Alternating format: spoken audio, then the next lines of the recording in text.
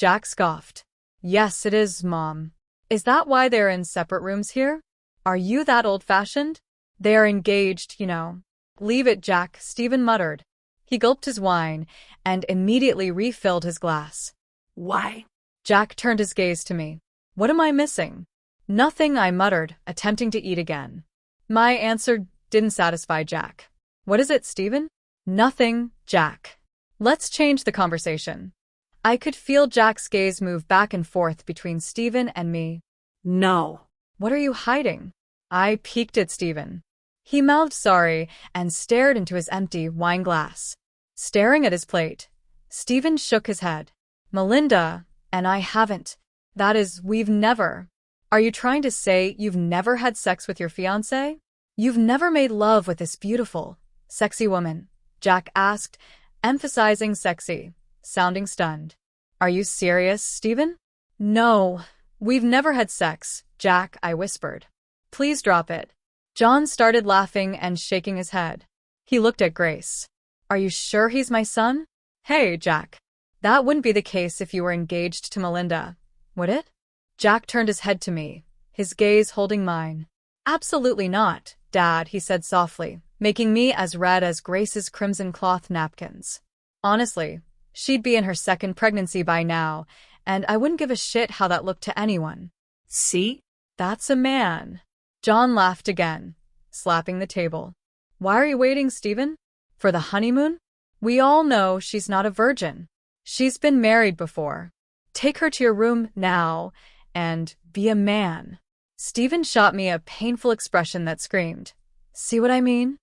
I instantly felt sorry for him and was never so glad I agreed to marry him as I was in that moment. Dad, Stephen is a man. Maybe Melinda is the holdout and is being cautious due to the machinations during her first venture into marriage. Did you ever think that maybe he was trying to be a gentleman and respectful to her wishes? Then he should gently make love to her.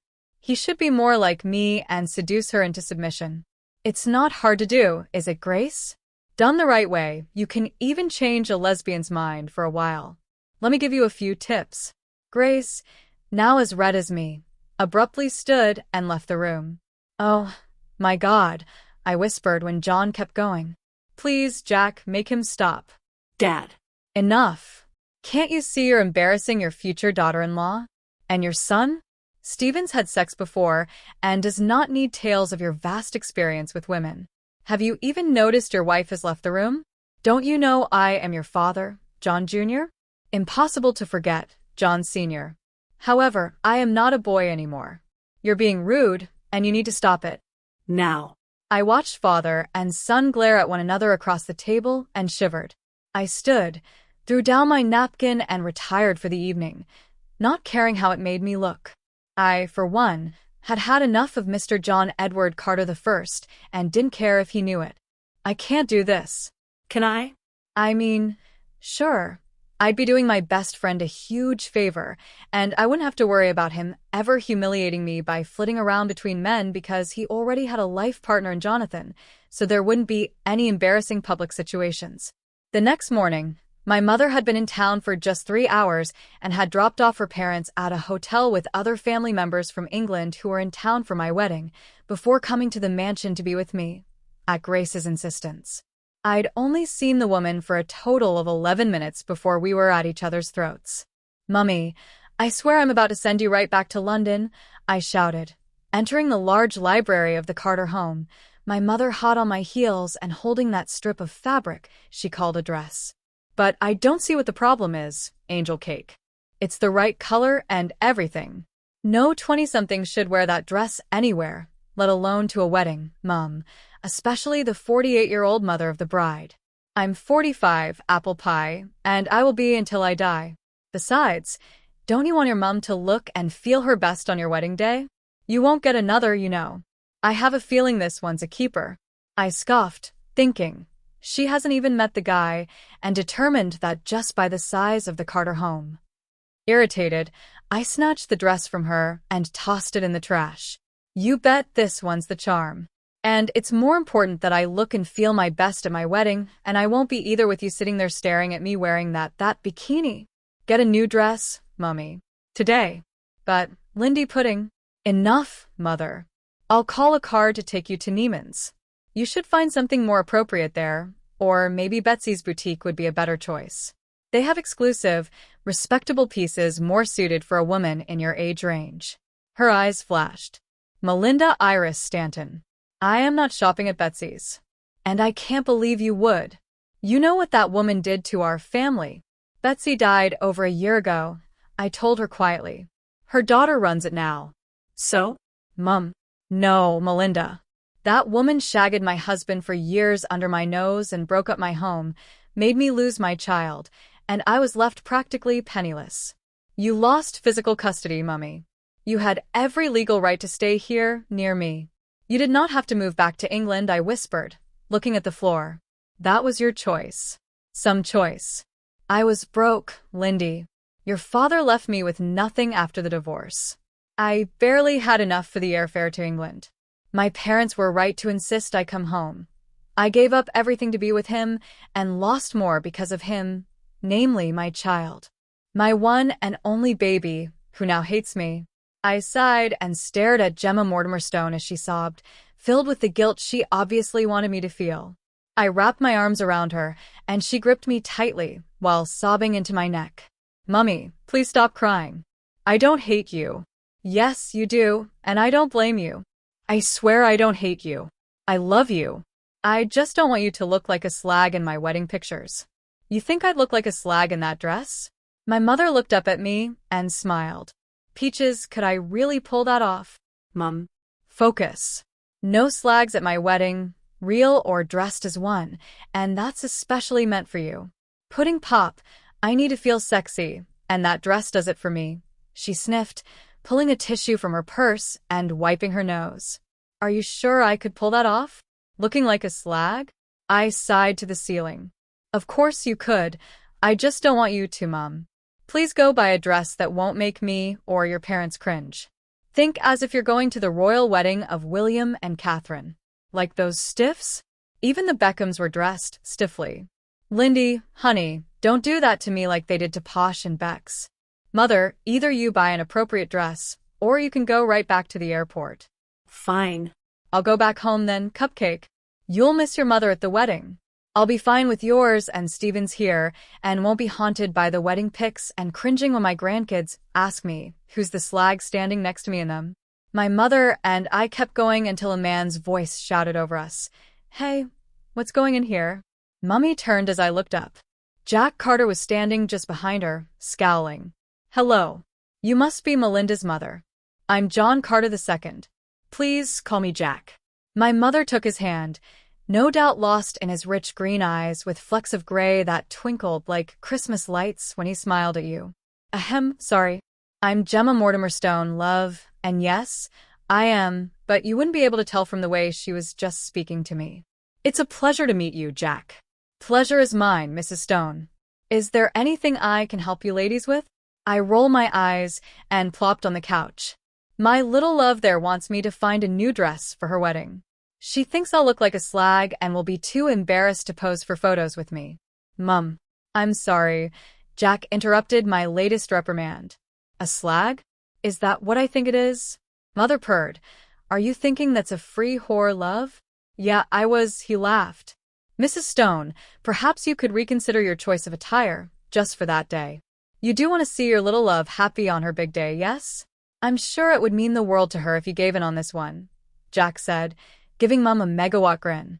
I saw my mother melt. She turned my way, crossed her eyes, and dropped her jaw. I agreed. He's that attractive. Of course, Jack. I just want to feel sexy and attractive like my Susie Q, Mum answered, nodding toward me. I'm positive you will be, no matter what you choose. I'm also sure there's something out there that will make the two of you happy, Mrs. Stone. Why don't you go shopping right now, choose several dresses, and charge them to me? Then later, the two of you can make the decision together. Sound good? Mum studied me for a minute and smiled. Of course, Jack. Anything for my little love. I'll need that car, Lindy. Allow me, Mrs. Stone. Jack called for the car and instructed the driver to take my mother to the most exclusive shops in the city and knew enough to insist on his driver skipping Betsy's boutique. All settled. The car will be around in a minute. Enjoy your afternoon, Mrs. Stone. Jack beamed at my mother again. Thank you, Jack. And please call me Gemma. Thank you, Gemma. I sighed and asked, do you want me to go with you, Mummy? No, Crunch Cake. I can do this alone, and you'll approve of my choices, I promise. I nodded and watched Jack escort her to the door. I couldn't believe he diffused that argument with my mother. If he hadn't, this would have gone on until the morning of the wedding. I would have tired of her calling me any and every confection she could think of and would have caved, just to shut her up. During the few days he'd been there, I rarely saw Jack, but when I did, it was always met with glances and small lingering smiles. Each one rocked me to the core, burning into me. What is it about him? Looking around the room, I tried thinking of something to do to get my mind off Jack. My mother was going shopping, and Stephen was spending the day with Jonathan. I suppose I could have called my bridesmaids and seen what they were up to, maybe invited them over for a girl party. I sighed heavily and stared out of an open window. How did I get myself into this scenario? Committed to a loveless marriage. Well, platonic love, and a life with toys only, not a man's touch. I was going to miss that so much. God, I may even crave it. I love men. Could I live my life without one's touch ever again? I think she'll make you happy with her choice, Melinda, Jack offered. I put my head down, oblivious to when he re-entered the room. What do you care, Jack? I care a great deal. Maybe too much. I scoffed. As if you ever could. You probably detest me as much as your father. Dad doesn't detest you, Melinda. It's Howard who holds that honor. And, by extension, me. Don't lie. He makes no secret of his disdain. I'm sure he'd rather have anyone else as a wife for his son. He quieted. I felt his stare on my bent head. Tired of the day's antics, I stood and walked toward the door, ready to try out the first of the toys Stephen bought for me. Melinda, Jack called urgently. I froze. What, Jack? Did you? You knew Elizabeth Rowe, right? From Betsy's boutique. Of course I did. Her daughter, Megan, and I were classmates through high school. Our fathers were sleeping with her concurrently. She chose your father when they forced the issue. Your father dumped her, and mine wanted her anyway, but like she'd chosen before, she didn't want him. He was heartbroken. I was stunned. What about your mother? He sighed. That's been dead for years. They only tolerate one another because a divorce would not look good for Dad's career. I swallowed hard. None of that has anything to do with me, so why tell me? It's all to do with Howard and Betsy, not you. I shook my head. Hated over a woman that neither of them had any business being with. Both men were married with children. They should have known better. Do you know why my parents' divorce went the way it did? Why did Mum lose everything if my father was the one cheating? Your mother found out about the affair when you were 4. She had you packed and was moving to England with you. Your father found out and stopped her. He threw his lawyers at her, and the custody hearing took place after the divorce was final. She walked away with $1,500, her lawyer's fees, and nothing else. No job, no income, and a little girl to support. No judge would have given her custody under those circumstances. I nodded. My poor mother was betrayed, then basically ruined, because Daddy couldn't keep it in his pants. I had a few words for Howard James Stanton when I next saw him. How do you know all of this, Jack? He shrugged. I had you investigated. When I heard the reasoning behind your divorce, I went into the system and had a look at the record. Out of curiosity, I looked up your parents' divorce as well. Why? I just had to know everything about you. I lowered my head and sighed. Why the hell do I want him so much? Well, shit. Does it matter? Well, yeah, but still. Maybe Jonathan was right. Maybe an encounter with Jack won't hurt anything. I could make love with him and get him out of my system. Just once and walk away. His gait made me believe he'd give any woman pleasure, delaying his just to draw as many orgasms from her as he could. Tingles all over my body just at the thought of that happening. One time with him. No, one night. Tonight. Now. I slowly closed the gap between us. Heat pierced through my body. Jack searched my face as I moved, making me tingle and want to moan at the unfamiliar ache. I licked my suddenly dry lips just 1 second before his touched. I sighed and his tongue swept over mine. My arms wrapped around his neck, wanting and needing him tight to my aching body. And that's when that heated kiss happened. After assuring me we could never be, Jack stormed out, instantly making it feel gloomy and dreadful in the bright yellow room. I backed into the window seat and dropped down on it. Bringing my knees up to my chest, I wrapped my arms around my legs and sobbed, long, loud, and hard. Finally calming, however much later, I breathed deeply and wiped my face. Why did I ever agree to marry Stephen? I thought back to the day my best friend proposed, and his argument on why I should accept him. Now, I was feeling even more pressure in several different ways. Grace stormed into the room with the deepest scowl. I wiped my eyes and wished I had gone to my rooms instead of remaining in that bright, sunny library that did not match my temperament. I cannot believe this is happening, Grace snapped. How can he do this to his own brother? Doesn't he know how this will look? Choosing work over your only brother's wedding. Who raised him? The nannies, mostly Grace. You were too busy chasing after? John stopped to snipe as soon as he saw me sitting numbly on the window seat. He regarded me with polite indifference, just as he'd always had since our meeting. The guy loathed my father, so in turn, he doesn't like me. But he respects him. Or should I say respects his money and status.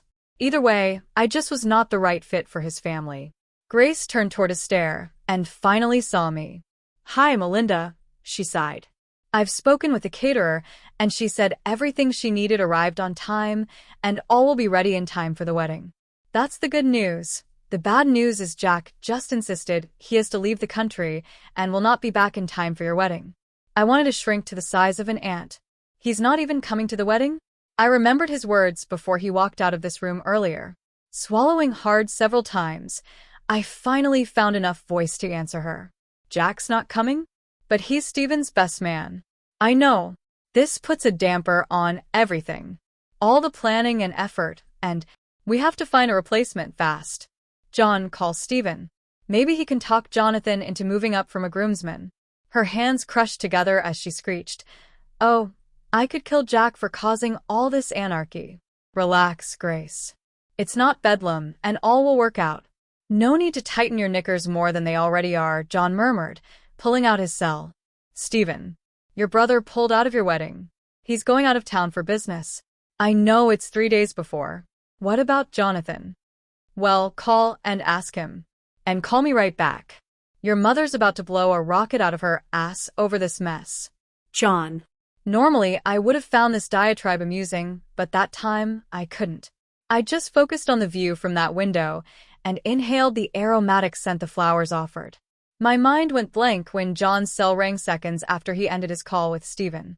Sighing, I inhaled again and thought of that too-short kiss with Jack. Melinda. I jumped, hating that Grace pulled me out of that memory. What? Did you hear any of what I just said? No, Grace, sorry. I was just thinking of Jack. My eyes widened. I mean, no need to explain, dear. I'm thinking about him, too. I cannot believe he'd do this to Stephen. And you, of course. I think everything will work out. I'm sure Jonathan will be good as fill-in, and maybe later down the line, Jack will make it up to Stephen. Grace smiled. Yes, you're right. This will all be okay. Besides, our guests are well aware that Jack's a workaholic, but not your side, Melinda. You'll explain it to them, won't you? Oh, how would that look? And Eleanor, that woman never let me live this down. Geez, this could go on all night. I glanced at my watch. It was only 4 in the afternoon, and already I wanted to go to bed. This family was really tiring. I grabbed a book from Grace's stash and excused myself. I had a long, hot bubble bath, a tall glass of wine, and after putting the stereo on a light jazz station, I settled myself on the chaise in my bedroom and read. Bad idea. The book was full of sex, and I made my already aroused state worse. I managed to get to the middle of the book and, tired of reading about the highly sexual characters, I shut the book. Looking at the bedside clock, I was very surprised to see it was already midnight. I took off my robe and slid into bed. Staring out the window, I prayed for sleep to come soon. Finally, my eyes started to droop, and I welcomed the sleep. I felt air on my back and groaned. I believed I had only been asleep for minutes. The bed dipped behind me, and a kiss gently landed on my arm. I startled and reached for the light, but a hand stopped me and a voice at my ear whispered, "I'm going to try now. Be patient, okay? This may take me a while." Stephen. What? Try what? Why are you in bed with me? I'm going to make love with you. You can't. You said. What about? Shh. We won't think of anything or anyone else now. Please let me try. Is this a one-time encounter? I can't answer that, Melinda. I just know I want to do this with you now. Please try with me. I paused for a minute. I could let him try, right? No, I want Jack. Maybe if I thought of Jack while Stephen tried, I could become aroused and actually enjoy myself. I owed it to Stephen to try, didn't I? Yes, I did. He was making an effort, so maybe I should, too. Sex with Stephen. A gay man. An attached gay man. This was going to kill Jonathan. Maybe we won't have to tell him. Okay, I whispered. Make love to me. I heard a small, relieved sigh. With you, Melinda. With you, Stephen whispered. I smiled in the darkness. He's already off to a good start, I thought, as his lips found mine. Stupid, stupid, stupid, I admonished myself, waiting for Matthew Cannon to answer his cell. Jack, everything okay? Hell no. I'm so stupid. I fell silent, pacing the foyer, thinking I needed to hop on a plane, destination unknown. Jack, what, damn it? Oh, what's gotten into you? Nothing. What do you need? You called me, he reminded in a chuckle. I'm an ass, I informed after finally calming. A dumb, stupid ass, and someone should have me put down now. What happened? I kissed her, then turned her down. Okay. First, who did you kiss and why'd you turn her down? I moved to the living room, locked the doors behind me, and paced again. Melinda. Matthew became so quiet, I thought the call had disconnected, and he didn't hear my confession. I stopped pacing and listened. I could hear him breathing, so I knew he was still there. Just as I was about to say something, he heatedly spoke. You kissed your brother's fiancée? Yeah. On the mouth? Yeah. She returned the kiss and offered herself to you? I groaned. Yeah. Again the silence. I sighed. Matthew? I disagree, he snapped. You're not stupid, you're beyond dumb. Both of you. Why are you calling me Jack? I don't know. Maybe for you to tell me what an ass I am. Tell me I'll burn in hell for coveting thy neighbor's wife. Tell me how stupid I am for falling in love with that woman. You fell in love with her, he asked quietly. You fell in love with Stephen's fiancée? Yes. Jack, that's disturbing. You think I don't know that? When did this happen? The kiss, I mean. Just now. I squashed a fight she was having with her mother, and when I returned to the room, I kissed her. Where are you in correlation to her now? She's about 100 feet away in the library. I've locked myself in the living room. Good. You have to get out of there, Jack. You cannot be alone with her ever again. I know, but everything in me aches for her. I want that woman, Matthew, more than any other I've ever encountered. He sighed into the phone. I know how you feel. The woman I told you about? Madison. Yeah. I'm in love with her. You all but admitted that to me the other day. Well, I'm admitting it to you now. And I'm sending you a check for a retainer so that you don't talk about this to anyone. Fine. I'm retained. This whole conversation is privileged. She's here, she flew in to see Cramp's twins. I'll see her tonight at Cookie's birthday party. I'm sorry? Cookie?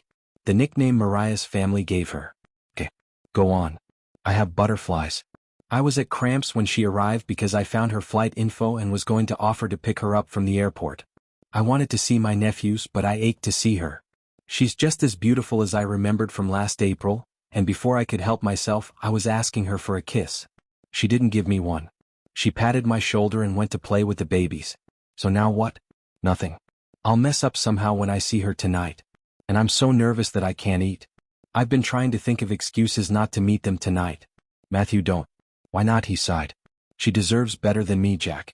Maybe you are her better, Matthew. What kind of relationships has she had in the past? Does she at least act as though she's interested? There was that exceptional kiss in Chicago when we left. Other than the promise of a date, there's nothing to indicate she was looking for something with me. I thought over both our situations. We are quite the pair, aren't we? You know what? I'm going back in there and This is your brother's fiancée, Jack. It cannot happen. He hasn't touched her. They both admitted it. He's never been with his fiancée? No. The doorknob jiggled, someone banged on the door. Who's in there? Open this door right now. I am Mother. I'm on a business call. Damn it, Jack. Put that phone away right now and open this door. In a minute, Mother. Damn it. How old am I? Matthew chuckled. We're forever six to them. If I stay here one more second. I gotta get out of here, Matthew. I can't stick around for this wedding. I don't know about that, Jack. It's your brother. I can't imagine missing the wedding of either of mine, even if I were in love with his bride. I'd still be there. Maybe that's the only case that would be acceptable outside of death, of course. I'm going to think on this and try to get my mother off my back. Keep me posted on Madison. At least talk to her. You don't have to tell her that you love her, but don't let her go back to Chicago without her knowing that you want to try with her. Good thing yours isn't as dire as mine. Dire is right, and I'm telling you nothing good can come from you pursuing your brother's fiancée. I think you should just walk away. I promised to keep him posted and ended the call as I unlocked the door. What kind of business do you need to discuss that you have to lock the door in a home that's not yours, Jack? Mom, you know I not only sit on Dad's board and am CEO of your family's company, but I'm also a lawyer, so there are some things I cannot discuss in front of an audience. That was an independent client who needed to speak to me without interruption. Mom's eyes widened. Really? Another pro bono, honey? What did he do? Did he kill someone? Selling drugs? Did he assault someone? She whispered, wide-eyed and extremely curious. I shook my head. My mother could be so morose sometimes. You know I can't discuss another client with you, even if it's about Dad. I'm not going to tell anyone, Jack. I'm not a snitch. Neither am I grinned. She rolled her eyes at me. Mom, I need to talk to you about the wedding. Mom beamed. Oh, it's going to be so lovely, honey. Everything is all set in the cake. Jack, wait until you see the cake Melinda chose. You will be hard-pressed to find a bride as well as the one Stephen found. I put a smile on my face that I didn't feel because she was so right. No one will ever compare to Melinda. Mom, focus. Something's come up and now I can't make the wedding. If you say business, John Edward Carter II, I swear I will pretend you're 6 and put you over my knee. Matthew was so right. I kept my mouth shut, but she knew. Damn it, Jack. It's your brother's wedding. You cannot do this to him. How will it look if his brother, his only sibling, did not show at his wedding? And you're the best man, for crying out loud. I know, but please understand that what is driving me away cannot be helped. I need to tend to it personally. Well, if you go now, maybe you can finish by the wedding. That's plausible, right? No, Mom. This will take a while and I need to start right away. As a matter of fact, I looked at my watch. I should get out of here. I need to be at the airport in about an hour and I still need to grab my passport. You have to leave the country, she squeaked. Unfortunately, I do. Bob Lake is the emergency contact for the board, and the legal team at Milner Industries can handle anything that comes up. If not, there's always faxes and emails. And I'll have my phone. Mom stared at me for a long time, searching my eyes that were as green as her own. I kept my face a stone, a mask to hide all emotion, hoping she wouldn't pick up on anything I may have been feeling. If anyone asks, I'm telling them you came down with malaria or something, Mom muttered. She kissed my cheek and shaking her head, she left the room. I left her house and drove to Calabasas. Once there, I texted Matthew, hoping he wasn't with Madison yet. His reply said he was on his way to his family's restaurant and that he'd meet me there in 15 minutes. I shook his hand when I greeted him. Stupid, stupid, stupid, I admonished myself, waiting for Matthew Cannon to answer his cell. Jack, everything okay? Hell no. I'm so stupid. I fell silent, pacing the foyer, thinking I needed to hop on a plane, destination unknown. Jack, what, damn it? Oh, what's gotten into you? Nothing. What do you need? You called me, he reminded in a chuckle. I'm an ass, I informed after finally calming. A dumb, stupid ass, and someone should have me put down now. What happened? I kissed her, then turned her down. Okay.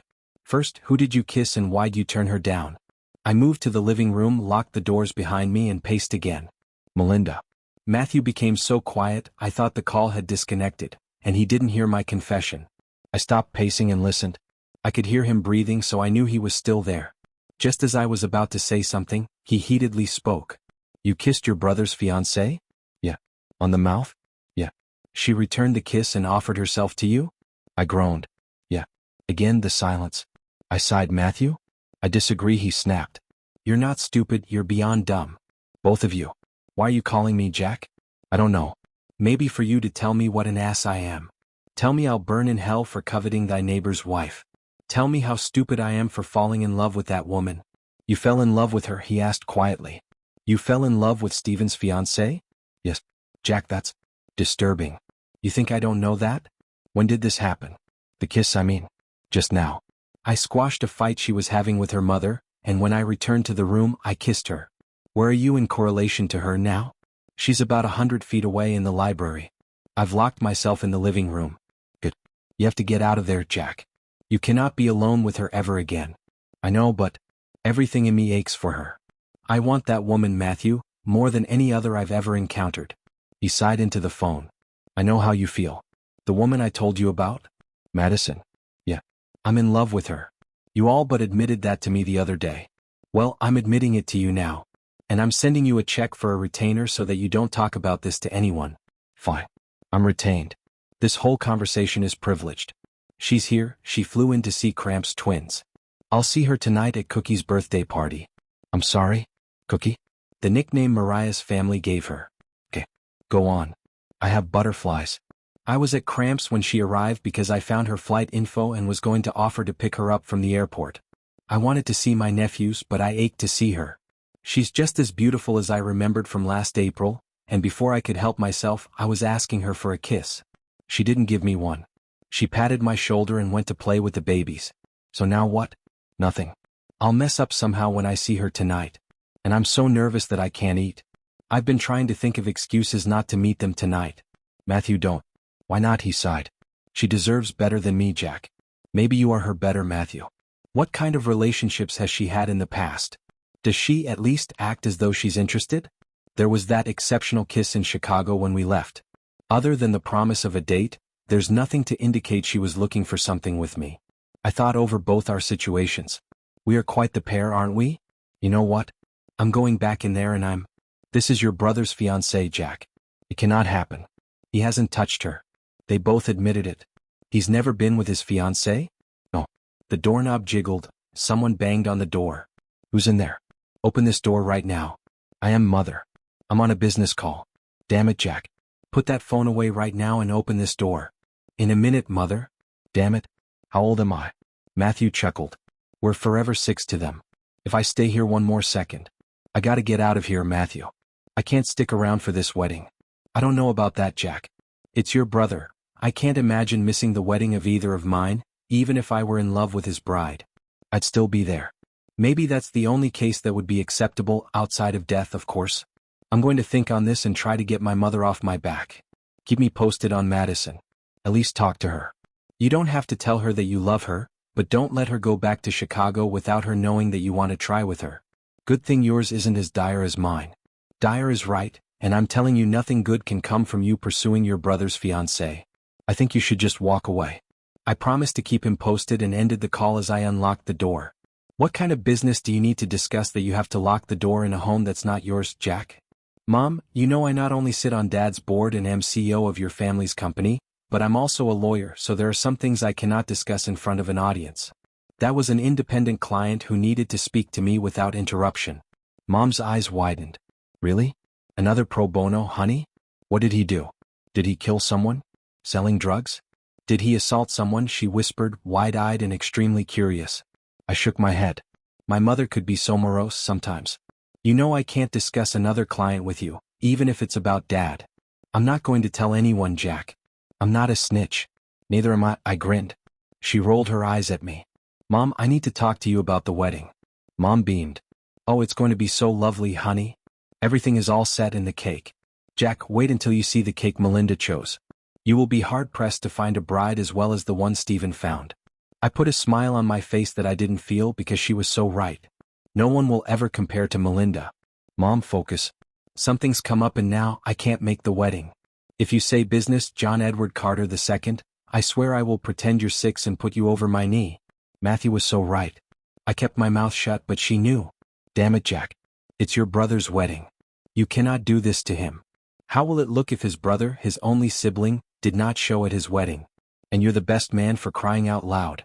I know, but please understand that what is driving me away cannot be helped. I need to tend to it personally. Well, if you go now, maybe you can finish by the wedding. That's plausible, right? No, Mom. This will take a while and I need to start right away. As a matter of fact, I looked at my watch. I should get out of here. I need to be at the airport in about an hour and I still need to grab my passport. You have to leave the country, she squeaked. Unfortunately, I do. Bob Lake is the emergency contact for the board, and the legal team at Milner Industries can handle anything that comes up. If not, there's always faxes and emails. And I'll have my phone. Mom stared at me for a long time, searching my eyes that were as green as her own. I kept my face a stone, a mask to hide all emotion, hoping she wouldn't pick up on anything I may have been feeling. If anyone asks, I'm telling them you came down with malaria or something, Mom muttered. She kissed my cheek and shaking her head, she left the room. I left her house and drove to Calabasas. Once there, I texted Matthew, hoping he wasn't with Madison yet. His reply said he was on his way to his family's restaurant and that he'd meet me there in 15 minutes. I shook his hand when I greeted him. After one of the most adventurous and satisfying lovemaking sessions I had ever experienced, we calmed our breathing, and I rested on his chest. His arm held me in place, and neither of us moved for a long time. We said nothing. After a while, I felt him lingeringly kiss my head. He whispered a goodbye and, right after, he said we wouldn't do that again. I froze. I couldn't believe he wouldn't try again. He blew my mind and thrilled my body, and by my count, he succeeded 4 times. Why wouldn't he be with me again? Jonathan. Damn it. I closed my eyes and listened as he dressed. I silently begged him to hurry and get out, so I could get in the shower to hide my tears under the spray and try to hold on to some of my dignity. How in the hell does a man who makes love like that with a woman consider himself gay? He was going to be my husband, damn it. There had to be a compromise to this. Jonathan was going to have to share. Finally, I heard the door close. I showered, dressed, and when I finished, it was 8:30. I hurried to the breakfast table because that morning, I felt as though I could eat a horse, and I planned to give my fiancé an earful after I finished my meal. When John and Grace left the table, I turned to Stephen. Will we ever talk about what happened last night? He slowly set his coffee cup on the table, and after running a hand over his mouth, he gave me a look that screamed stunned. No. That's all I get? Just a no, and nothing else? How in the hell is that fair, Stephen? I'm doing you a lifelong favor on Saturday. I deserve a little more than your pathetic little no. Melinda, please don't make me talk about this, doll. I feel horrible about my actions last night. Don't make me dredge up that torment. I sat frozen, glaring at him. When I finally found my voice, I managed. Excuse me? Torment? Yes. Torment, he shouted. God, I don't know what came over me last night. Curiosity, maybe? I don't know. I did have a lot to drink as I worked. I need to go over that paperwork. I had to have been insanely drunk, and I bet none of it makes sense. Paperwork? Drunk? Making sense? What the? The only thing I tasted on his breath was me. Melinda, how did you find out? I frowned at him. Excuse me? How do you know what I did? I scowled at him. Was he kidding me with these words? Who else could it have possibly been, ass? I cannot believe you put your mouth together to say that to me. God, why are you so angry about this? Why am I shouted, staring at him. What the hell is wrong with you? Why don't you see that everything you're saying is completely insulting to me? I know you enjoyed it. At least admit that much. He abruptly stood and paced the floor, muttering a string of curses. All right, I did enjoy it, but I'm committed to Jonathan, and no matter how drunk I was, it never should have happened. So what was it, Stephen? You became hard and just used the nearest body? He stopped pacing and glared at me. Yes, okay? That's exactly what it was. Sawed off, wanker. I shouted, standing. Don't you ever come near me again. Melinda, what is wrong with you? Why can't you get over this and stop talking like your mother? Last night had nothing to do with you. What or who I do is not your concern until I slide that other ring on your finger. I let out a long, hysterical laugh. I couldn't believe the words he was putting together. He had to be kidding me with this nonsense. Besides, you've never cared where I've released before. Why now? Why now? Maybe because of who you used last night. Did you think there wouldn't be any consequences to using me? I didn't use you, Melinda. Well, I sorta did, but not on purpose. So, what if everyone thinks I was with you the entire night? I shook my head and moved to leave the room. His words replayed in my head, and I froze, thinking, wait, what? God. Stephen shouted and lowered to a stage whisper, "You're more upset than Darren." I frowned and turned to him. Darren? That's his name, Darren. He's the cook's son, and we had an affair for years. He found someone else and broke my heart. After I opened up again, I found Jonathan. Last night was an itch that I'm very sorry for scratching, and now he thinks last night was the beginning of new with us. Please don't tell Jay. He won't accept this at all, and I cannot lose him. Wait. Darren? You were with Darren first, I asked, paling. He slept with a man, then came to me? Ooh, I had to rethink the sharing thing. First? No, only, I swear. I wasn't that damn drunk, doll. Confused, I couldn't do anything but stare at the man. Frowning, I thought, okay, wait. He wasn't so drunk that he came to my bed?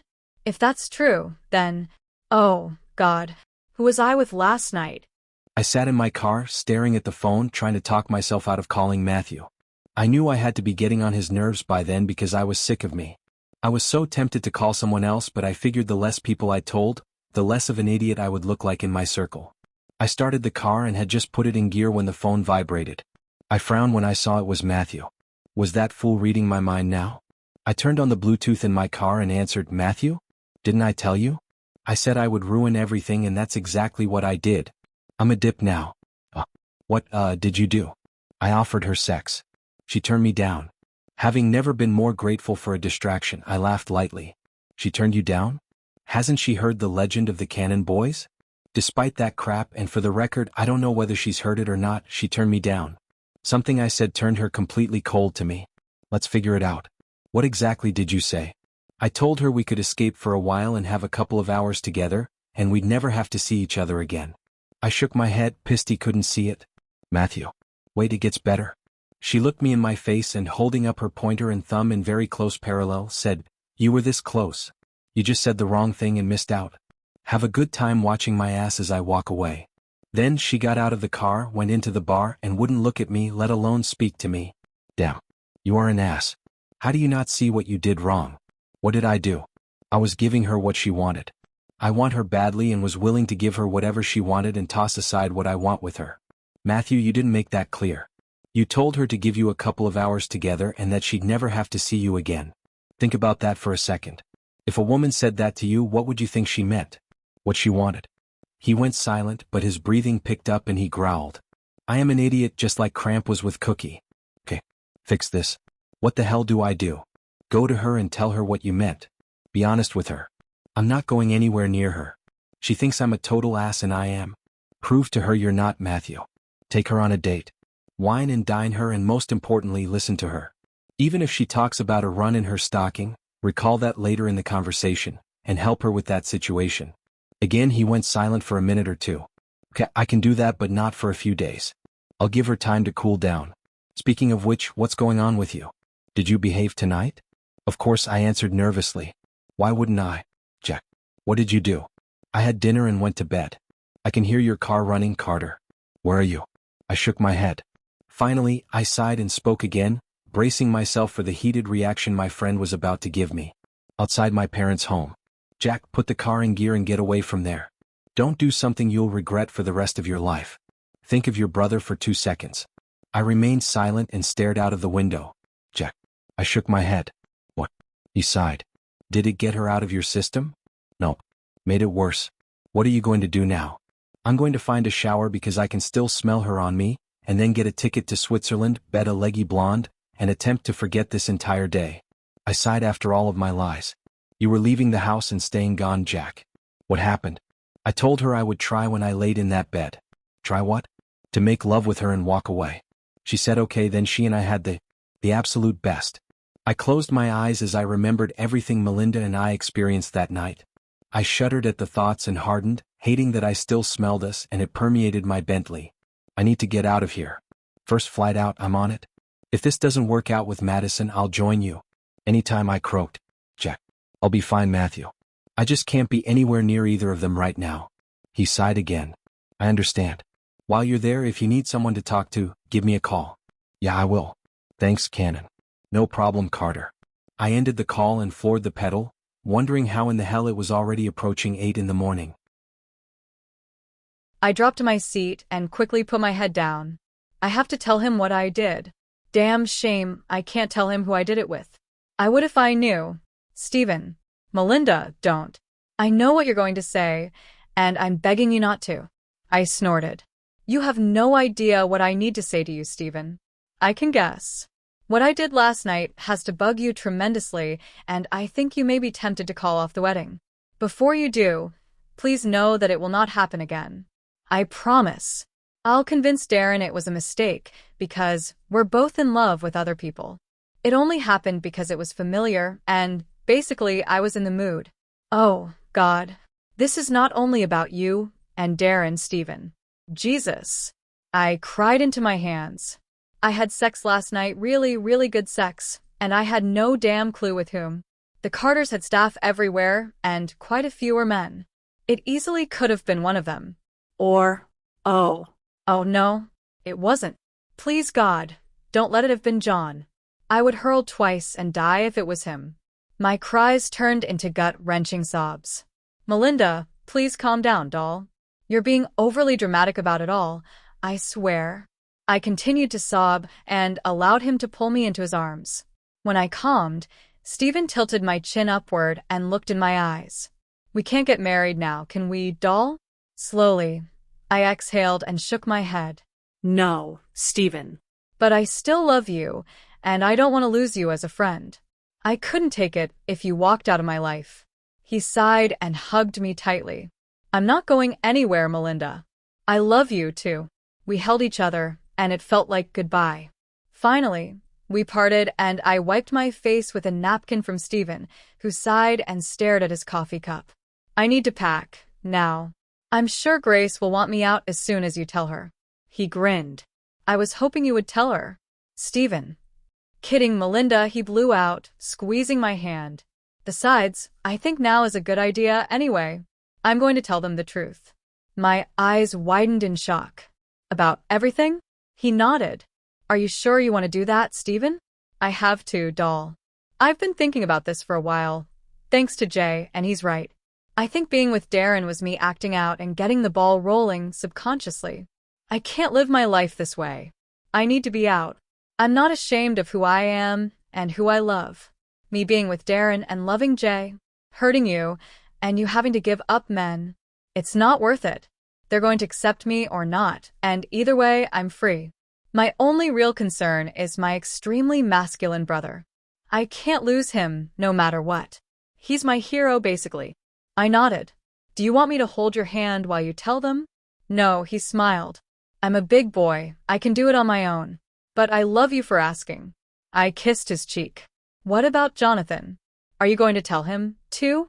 I am. Start praying now that he won't dump me after. I nodded again, wishing him the best outcome from every situation. When will you do this? I'll tell Jonathan tonight. With my parents, as soon as I find them both. They're still around here somewhere, so I'd better go ahead and get it over with. The sooner I tell John and Grace, the faster I can get cut out of the will. Tell your father, and I what, Stephen?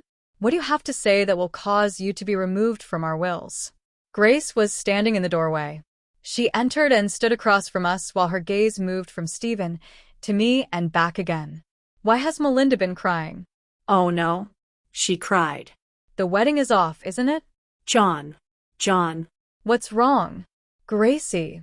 What is it? Her husband demanded, rushing into the room. The wedding. It's off. What? Why? What's Stanton done now?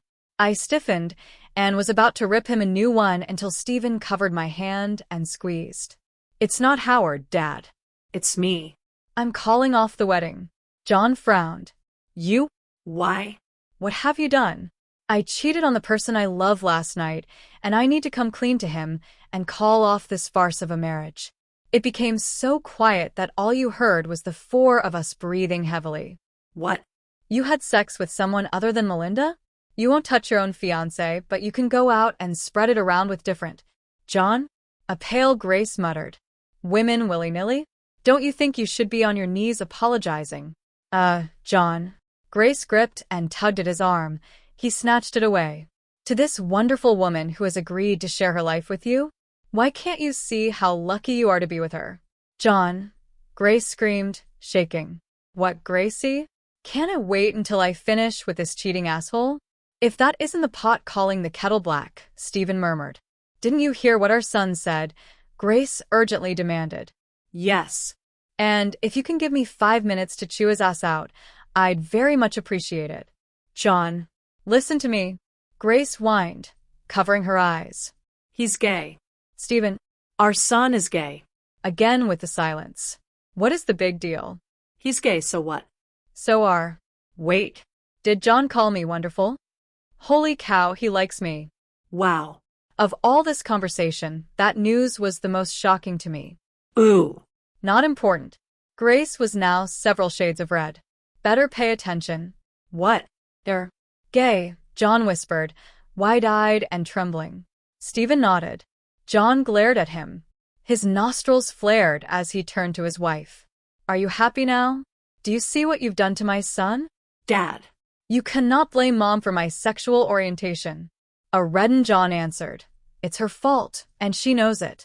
I told you, and your stubborn plotting father this could happen. Christ, Gracie. Stephen frowned at me, and I shrugged. I had no idea what the hell John meant by that statement. Oh, God.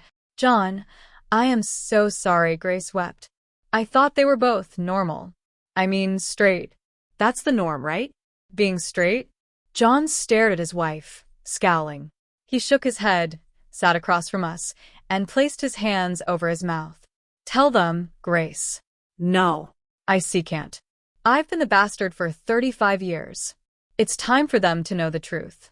I just wish Jack could hear this, too. You'll tell him as soon as he returns from his business trip, Gracie. Grace cried into her hands, and her shoulders shook with each sob. Stephen shouted, What is wrong with her? Mom, what is going on here? Stephen, John called, putting his hands down and holding his son's gaze. Your mother is not. That is, she's, okay, you know your Aunt Ellie? Stephen nodded. Yes, of course. What about her? She's more than an old family friend, son. She's actually your mother's lover. I inhaled sharply and turned to Grace. You're a lesbian, Mom, Stephen asked in a voice 5 octaves higher than normal. Sure. Grace wiped her face, running to close the dining room doors. Don't say that word. Stephen shook his head and sighed. Mom's a lesbian, Dad? John nodded and stared at his hands. I didn't know it until after I fell in love with her and asked her to marry me. After we were announced, and she wore my ring, I caught the two of them together, kissing like old lovers. I'm a man, right? I thought she was, priming the woman and about to make me very happy with her friend, but instead, as they moved forward with their activities, they kept declaring their love and intentions with the future. What? Love? Mom? You're in love with Aunt Ellie? Grace said nothing. She walked to a window and quietly looked out of it. She is. She kept assuring Ellie that nothing would change, that she'd only touch me when necessary, and that would be when she was ready to conceive. She was and always would be hers, and that she could never let her go. Ellie said the same thing to your mother, because she was marrying a man as well. Luckily for them, Walter was gay. No wonder they didn't have any children. Stephen frowned. So, why did you marry Mom? Why are Jack and I here? Better question would be, how? I smirked. John rolled his eyes, and I clammed shut. I went straight to your grandfather and told him what I'd seen, heard. He calmly told me he knew that about his daughter. He knew that she was that way, and I was the perfect solution to his problem, so I had to deal with the new reality. Still, Dad, why did you marry her? No matter what, I loved her. I love her, still. I get my physical needs met elsewhere, and so does she, but I will always love her. I sighed and asked, and Betsy? How does she play into this, as far as my father is concerned? I had no idea you knew about that, Melinda, John sighed. Truth is, I wanted her to be, well, honestly, I just wanted her to be exclusive to me in the background. My only mistress, who would make herself available to me when I needed her. She didn't want that and chose to be with Stanton, who decided he wanted his wife. After Betsy accepted I'd never leave Gracie. Still, after Stanton's rejection, Betsy came back to me, and I still only wanted her body, and that was still not good enough for her. So she left me alone, too. Mum found out Daddy's affair and tried to take me to England, but that's not why Daddy was so brutal with her, I sighed. He wanted her back, but she rejected him because she couldn't forgive him for Betsy. Mum struck a blow to Daddy's pride, and he made her pay for that. Damn it. I excused myself and left them in the dining room, still talking, thinking I owed my mother a huge apology and my father needed to be reprimanded for his utter nonsense. Shaking my head, I went back to my room and started packing, beyond ready to get out of there. This family was insane, more so than mine, in my opinion, and over stupidness. Grace was a lesbian and no one bothered to share that fact with their sons. How in the world didn't they figure that out? I'm one to talk. At her insistence, I lived with them for weeks, and I had no clue. Buttercream. Gads. Forgot Mum was still here, too. In here, I shouted back, shaking my head again. I heard her heels clack against the floor and smelled her perfume before she entered my room. I kept my back to her and continued packing. Praline, I think I'm going to wear. What are you doing? Packing. I can see that caramel cake, but why? Where are you going? Home. Pack up, Mom. We have to leave. The wedding is off. But why, Lindy Pie, she whined. What on earth could have happened? Nothing, Mum. We just realized that we were incompatible and could not live the rest of our lives together. Be glad we figured it out before we had to get a divorce. Lindy, Mum whined again. He could take care of you. You'd never have to worry about anything anymore. What could have possibly drove you away from him? I blew out a breath and turned. First, Daddy has made sure I never have to be dependent on a man to take care of me. I don't need Stephen's or anyone else's money, and I never will. My mother was ready to start spouting again, but I held up my hand and stopped her. Second, the literal reasons behind Stephen and I called off the wedding are between me and him. It's no one else's business but ours, got it? She dropped to the bed and folded a gown. I just want you to be happy, Peanut Butter Cup, and I thought Stephen would do that for you. I took my gown from her and placed it in the suitcase. I will be happy, Mummy, just not with Stephen. It's just not meant to be. Surely you can understand that, right? A light knock sounded. My mother, and I turned toward the door. It was Grace. Gemma, may I have a moment with Melinda, please? Mum raised her brow, and I nodded. I'll just be in my room packing, Kit Kat. I rolled my eyes. Fine, Mum. I'll be ready to leave, shortly. Mum smiled and left us. I stood near the bed and watched Grace close the door behind her. Melinda, I turned back to my packing and spoke quietly. Don't worry, Grace. Your secret is safe with me. I'm not a gossiper, and I don't plan to become one anytime soon, if ever. She walked to the side of me and lightly placed a hand on my arm. I watched her saddened face. I know you won't, dear. I believe you to be of the highest character and fiercely loyal, even when it's undeserved. Discussing my secret is not why I asked to speak with you alone. Frowning, I softly asked, then what is it? I want to apologize, she sighed. I had a feeling Stephen was gay, but I kept quiet. Then he brought you home, and I was elated to be wrong. I don't know why I'm the way I am, and I had hoped neither of the boys would be, like me. Grace, I murmured, taking her hand, urging her to sit on the bed with me. It's not an affliction. There is nothing wrong with being a lesbian or gay. There wasn't anything wrong with it when you were coming into your sexuality either. Your ideals are old and antiquated. So, what if Stephen is gay? Does that change your love for him? It doesn't, and never has for me. Just how long have you known, Melinda? About Stephen's sexuality? Since the minute I met him. I never lied to you, Grace.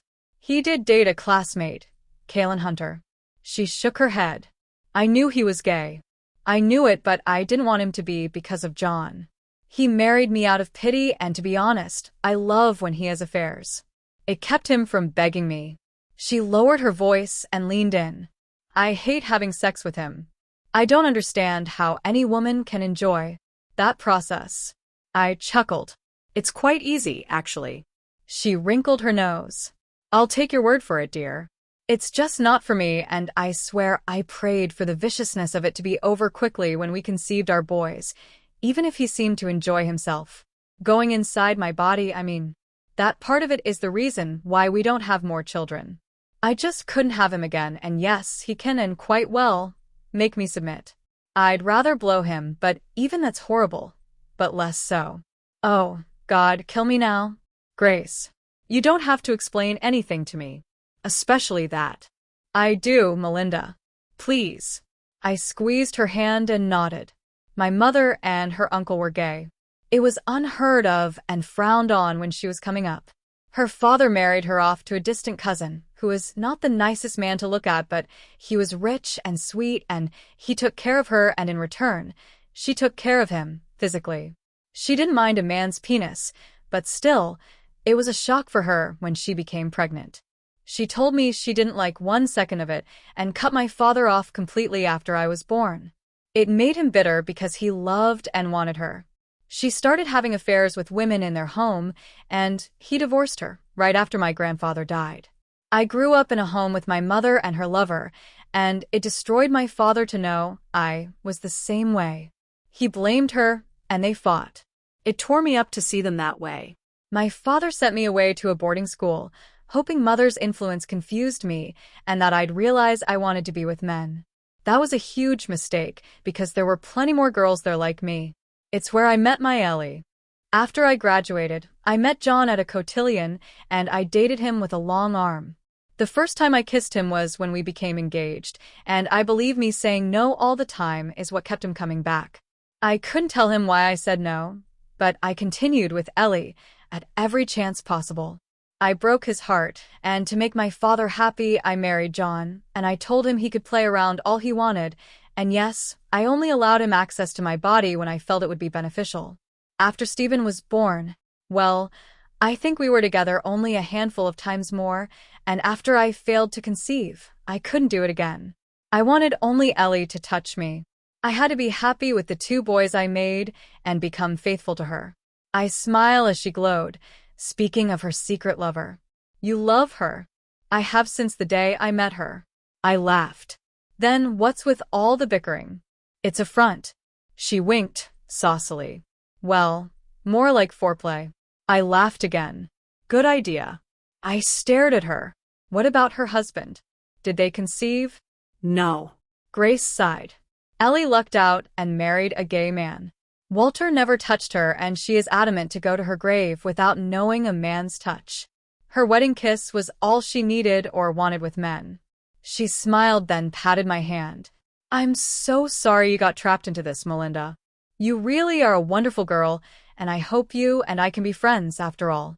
Of course, Grace. I like you too. She gave me a big hug and rubbed my back. Grace? Yes, Melinda? This hugging. It isn't turning you on, is it? She inhaled, quickly pulled back, and gave me a horrified expression.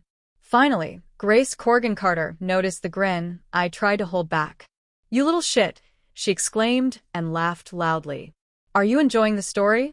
Leave me a book emoji and any comment, questions, or thoughts you may have about Jack, Melinda, Stephen, Jonathan, John, Grace, Eleanor, Gemma, and Howard. Good or bad, let me know. Now, let's get back to the story.